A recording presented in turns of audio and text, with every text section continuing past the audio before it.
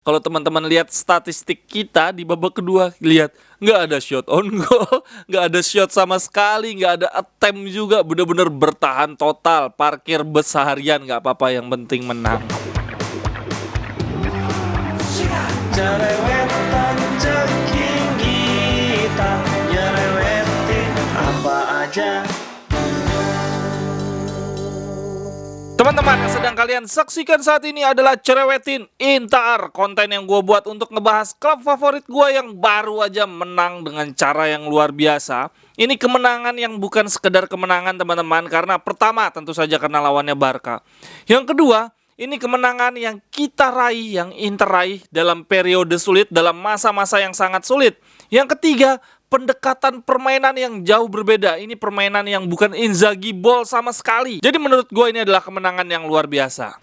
Oh ya, sebelumnya gue mau ngucapin terima kasih banyak untuk teman-teman yang dini hari tadi bareng-bareng kita cerewetin live. Wah, seru banget, yang komentar banyak banget. Kita sama-sama stres, sama-sama senang banget ketika Calhanoglu ngegolin. Sama-sama senam jantung, injury time 8 menit. Injury time apa?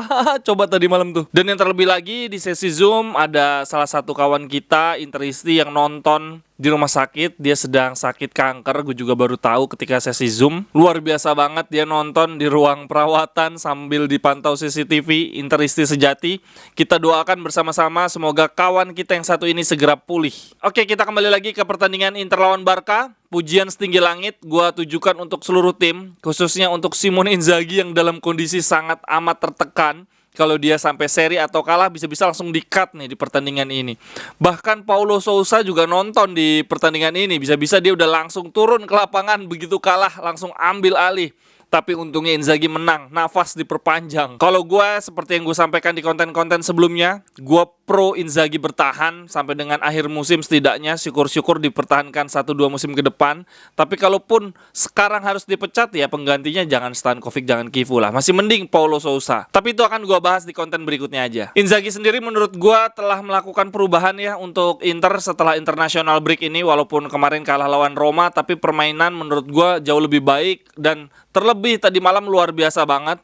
Kalau sebelum international break di awal musim ini, pendekatan Inzaghi entah kenapa selalu salah di awal. Mainnya jadi kikuk, kemudian mentalnya drop, sehingga Inter terlihatnya baru main di babak kedua, baru main di 20 menit terakhir. Di babak pertama kacau balau. Itu Inter yang gue lihat sebelum international break. Kemudian setelah international break, kemarin di lawan Roma, menurut gue pendekatan Inzaghi sudah jauh lebih baik dibandingkan sebelum international break. Kita sudah memulai pertandingan dengan tepat, Inzaghi ballnya sudah mulai terlihat, tapi memang konsentrasi kita, stamina kita lagi-lagi kedodoran di fase akhir sehingga harus kebobolan dan tidak mampu menyamakan kedudukan lagi. Tapi dini hari tadi lawan Barca, gue lihat Inzaghi belajar banyak hal. Pendekatan permainan kita sejak awal sudah bagus, kita main defensif, kita main counter attack. Kemudian konsentrasi, stamina, fokus kita terjaga 90 menit, itu udah luar biasa banget. Gue rasa salah satu kuncinya adalah Inzaghi tidak memaksakan kita untuk main full pressing. Kita bertahan sangat rendah, menunggu Barcelona masuk ke daerah pertahanan kita, baru kita pressing, sehingga staminanya terjaga. Dan pergantian pemainnya pun tepat di saat yang tepat, ketika Di Marco, Darmian, kemudian De Vrij mulai kelelahan, nggak nunggu terlalu lama, Inzaghi langsung masukin penggantinya. Dan pergantian pemainnya juga nggak aneh-aneh. Kita masukin Aslani itu dan nunjukin bahwa Inzaghi, aduh, nggak perlu lagi mainin Gagliardini. Gua ngelihat Gagliardini pemanasan aja, gue yang panas anjir. Kita membutuhkan pergantian pemain yang nggak mengganggu konsentrasi, nggak mengganggu keseimbangan. Alhasil kita 98 menit bertahan dengan sangat rapi. Zeko mundur ke belakang, ngebantu pertahanan di duel-duel udara. Kalau teman-teman lihat statistik kita di babak kedua, lihat nggak ada shot on goal, nggak ada shot sama sekali, nggak ada attempt juga, bener-bener bertahan total, parkir bus seharian, nggak apa-apa, yang penting menang. Walaupun kita kesannya main bertahan, membiarkan Barcelona menguasai permainan, tetapi kalau teman-teman lihat dengan seksama, kita mengarahkan Barca untuk mainnya melebar, dikit-dikit ngasih bola ke Dembele, dikit-dikit ngasih bola ke Rafinha. Dan entah kenapa tadi malam Darmian dan Di Marco itu kayak udah siap banget menghadapi tusukan-tusukan pemain sayap Barca. Jadi aman-aman aja. Dan yang lebih menarik lagi, di babak pertama Inzaghi memasang Correa Lautaro. Walaupun Correa ampas ya. Kalau teman-teman lihat nih di SofaScore, dia bener-bener nilainya 000, statistiknya kayak nggak ngelakukan apa-apa. Tetapi kita semua tahu bahwa Korea punya kecepatan. Jadi di babak pertama, walaupun Barcelona kayaknya menyerang total, mereka nggak berani meninggalkan ruang di lini belakang karena dia tahu Lautaro sama Korea punya kecepatan. Sementara di babak kedua, penyerangnya ada Zeko yang memang khusus untuk menghalau bola-bola udara untuk nahan bola. Jadi pas banget pemilihan pemain depan, kombinasi pemain depan tadi malam. Hebat deh Inzaghi. Gue rasa Inzaghi tinggal mengasah kemampuan kita serangan balik nih. Jadi kita punya opsi strategi. Tadi malam aja di babak pertama kita ada 2 peluang melalui serangan balik. Salah satunya Korea yang berhasil gol tapi offside. Itu tipis banget. Kemudian lebih-lebih Lautaro tuh, yang peluangnya Lautaro itu offside-nya buset cuma kepala. Coba teman-teman aja lihat itu. Itu offside macam apa? Pakai teknologi sih, pakai teknologi, tapi lama-lama bulu hidung aja dihitung nih kalau kayak gini. Karena pada dasarnya memang mau tidak mau kita harus punya skill untuk bermain serangan balik sih. Untuk menghadapi tim-tim seperti Barca khususnya ya, tim-tim yang kuat, yang dominan. Tadi malam aja kita tuh nggak bisa passing 5 pemain berturut-turut teman-teman. Kalau dihitung ya, umpan 1, passing 2, 3, kerebut. 1, 2, 3, 4, kerebut. Makanya kalau kita punya semacam textbook serangan balik ya, kayak zamannya Conte tuh 2-3 sentuhan tahu-tahu udah sampai kotak penalti dalam hitungan berapa detik doang udah bisa sampai kotak penalti. Itu luar biasa banget deh. Semoga Inzaghi nggak terlalu memaksakan Inzaghi ball di setiap pertandingan. Kita harus bisa melihat lawan kondisinya seperti apa. Yang menarik lagi tadi malam adalah Inzaghi belajar untuk tidak menarik keluar pemain yang kena kartu kuning. Barella dan Lautaro Martinez main full 90 menit padahal kena kartu kuning. Kemudian memasukkan Aslani untuk menggantikan Calhanoglu juga pilihan yang tepat. Aslani sangat tenang, punya kemampuan bertahan yang oke, passingnya juga bagus. Oh ya, kalau menurut teman-teman tadi malam itu Dumfries handsball nggak sih? Soalnya ada yang bilang bahwa itu tangannya nggak aktif. Kedua ada yang bilang itu udah kena kepala Dumfries duluan. Karena kalau bola handsball sebelumnya kena kepala itu dianggap tangannya nggak aktif ya, cuma tangan ancang-ancang. Ini media-media di Spanyol benar-benar fokus ngebahas Ansu Fati dianggap handsball, Dumfries enggak. Bahkan si Xavi juga ngomong kayak gitu di di konferensi pers. Untuk pemain terbaik menurut gua tadi malam ya, gue setuju sih dengan official dari Liga Championnya menentukan bahwa Calhanoglu sebagai man of the match. Gile, dia melakukan 2 tendangan, satunya di tepi, satunya berhasil menjadi gol. Dia bermain sangat seimbang mengisi Brozovic, mengingatkan gua akan Eriksen juga. Dia punya visi lebih baik dibandingkan Brozovic. Mungkin dari sisi keseimbangan bertahan dan menyerang Brozovic lebih bagus. Tetapi Calhanoglu kelebihannya dia bisa shoot dari jarak jauh dan punya visi menyerang lebih oke. Tapi selain Calhanoglu yang menurut gue terbaik tentu saja Onana. Waduh, itu memberikan rasa nyaman, rasa aman. Lewandowski aja digocek bro, gokil. Dia berapa kali motong bola. Salah satunya yang handsballnya Ansu Fati itu menurut gue karena kecerdasan Onana ya, dia nggak nunggu bola, dia nepis. Waktu kita kebobolan lawan Roma, Smalling itu kan harusnya Handanovic keluar sarang tuh, nepis bola, motong bola. Ini Handanovic cuma diem aja di gawang. Nah, kelebihan dari Onana adalah keberanian dia keluar dari sarang untuk motong bola. Kita butuh banget kiper yang selain refleksnya jago, instingnya masih terasa, terus masih cekatan juga. Handanovic udah tua banget, udah nggak sanggup kayak gitu. Kemudian Skriniar menurut gue juga salah satu yang terbaik. Ketika dia diberikan jabatan kapten kesebelasan, di setiap momen argumentasi sama wasit selalu ada Skriniar. Dia yang nenangin Lautaro, nenangin Barella. Ketika protes dia ada di paling depan. Hal yang nggak mungkin dilakukan oleh Handanovic. Dia ngemotong bola cuma 1-2 langkah ke depan aja males, apalagi ke tengah lapangan untuk protes sama wasit. Udah pasti males banget lah dia. Yang nggak boleh luput dari pujian menurut gue tadi malam adalah De Vrij dan Di Marco. Kalau Di Marco jelas lah ya, dia adalah pemain paling on fire saat ini selain Lautaro.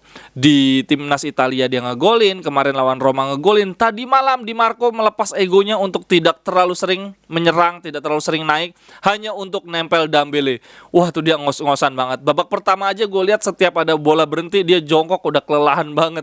Tapi salut deh untuk Di Marco. Interisti sejati banget, mainnya pakai passion, pakai gairah. Di Marco seakan ingin menutup mulut para fans yang menganggap bahwa dia adalah titik lemah pertahanan kita. Betul, selama ini dia titik lemah pertahanan kita. Tapi tadi malam dia nunjukin bahwa dia solid banget. Begitu juga De Vrij. Parah si De Vrij. Membuat Lewandowski nggak berkutik sama sekali. Shot on goalnya 0. Cuma berapa tuh dari SofaScore gue baca? Shotnya total cuma 6, 2-nya dari kick off. Lewandowski dikantongin De Vrij tadi malam. De Vrij sendiri dari statistik tadi malam main 77 menit. Ada umpan akurat 18 dari 22 percobaan, 3 diantaranya masuk ke daerah pertahanan lawan, luar biasa banget. Dia melakukan 5 kali clearances, kemudian 3 intercept, 4 kali tackle berhasil dari 5 percobaan, dan tidak melakukan foul sama sekali. Oh iya, itu titik kunci juga. Tadi malam cuma Bastoni kayaknya yang bikin foul nggak penting di dekat kotak penalti. Sisanya kita bersih banget nih. Dumfries nggak ada foul sama sekali. Skriniar sekali kayaknya ada foul, tapi itu pun jauh dari kotak penalti. Jadi tadi malam pertahanan kita luar biasa disiplin. Di Marco juga bermain 77 menit, 76 sampai 77 menit. 1 assist, dia membuat 1 umpan, kemudian ada 1 shot, 1 block shot, 3 kali clearances, dia 3 kali ngebersihin bola, 4 kali intercept, 7 kali recoveries. Tadi malam di Marco benar-benar jadi defensive fullback. Dia nggak kayak biasanya yang terlalu banyak naik ke depan. Luar biasa di Marco. Bastoni sama Skriniar solid banget. Itu si Bastoni sampai posting di Instagramnya dia lagi narik baju siapa tuh? Pedri atau si Gavi. Kalau trio BBC bisa kembali ke performa seperti musim lalu, seperti zamannya Conte, waduh, gue sih yakin banget kita masih punya peluang Scudetto.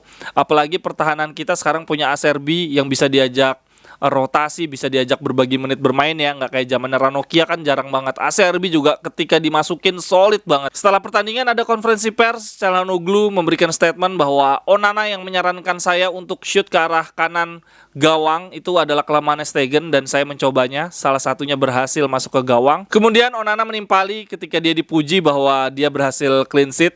Si Onana bilang bahwa clean sheet ini bukan cuma untuk dia, tapi untuk semua orang, untuk supporter, untuk seluruh pemain dari defender sampai dengan striker. Wah, top. Menurut gue juga Mkhitaryan salah satu pemain yang layak dipuji sih. Dia seimbang banget, menyerangnya bagus, bertahannya bagus, terus kuat main 90 menit juga. Yang membuat Calhanoglu tadi malam main bagus, gantiin posisinya Brozo menurut gue karena keberadaan Barella dan Mkhitaryan yang dua-dua pemain ini kan seimbang ya, menyerang dan bertahan, jadi dia nggak terlalu kewalahan dalam hal membantu pertahanan. Ada komentar juga dari Fabio Capello, dia bilang bahwa siapa pemain terbaik tadi malam? Menurut saya Onana. Dia membuat 2 intervensi penting, memotong bola crossing. Dia memberikan rasa aman pada tim, hal yang tidak dirasakan pada penampilan Handa. Onana tampil sangat bagus tadi malam. Setuju banget. Semoga Inzaghi, ayo cadangin Handa, please. Lautaro juga memberikan komentar. Dia bilang gini, kami membutuhkan kemenangan yang seperti ini. Sejujurnya saya sangat kelelahan, tapi saya tidak bisa tidak tampil di pertandingan yang seperti ini. Mulai sekarang kami akan berubah, kami ingin mulai lagi dari awal dengan spirit, hati, dan personality yang bagus. Saya ingin bermain untuk tim. Setuju, ini semoga bukan cuman kebetulan belaka, semoga tetap konsisten, jangan sampai nih kita kalah atau seri lawan Sassuolo bisa ambruk lagi mental. Semoga Inzaghi bisa jaga performa tim, dan yang lebih utamanya lagi, please, jangan mainin Handa. Kemudian Dumfries sama Darmian agak membingungkan sih. Dumfries kadang-kala memang kita butuhkan karena usianya muda. Karena Darmian nggak mungkin nih main 3 pertandingan berturut-turut. Semoga Dumfries bisa menyesuaikan diri lah. Dari sisi skill gue rasa Dumfries masih di atasnya Darmian ya. Lebih muda juga, Darmian 34 tahun loh. Tapi tadi malam mainnya solid banget sih Darmian. Kalau menurut teman-teman, man of the match tadi malam siapa? Apakah setuju dengan official Liga Champion bahwa man of the match-nya akan Calhanoglu atau punya pendapat lain? Kemudian dari segi permainan, apakah puas 98 menit main di kurung? Kalau gue nggak apa-apa. Solid banget pertahanan kita. Tinggal mengasah serangan balik aja udah yahut banget. Apalagi kita punya penyerang yang cepat. Aduh, kalau sampai Lukaku masih belum sembuh juga lawan Sassuolo, keterlaluan sih dia itu. Silakan teman-teman pendapatnya untuk pertandingan tadi malam. Sampai ketemu di cerewetan-cerewetan berikutnya. Bye-bye. Thank you, Forza Inter. Cerewet.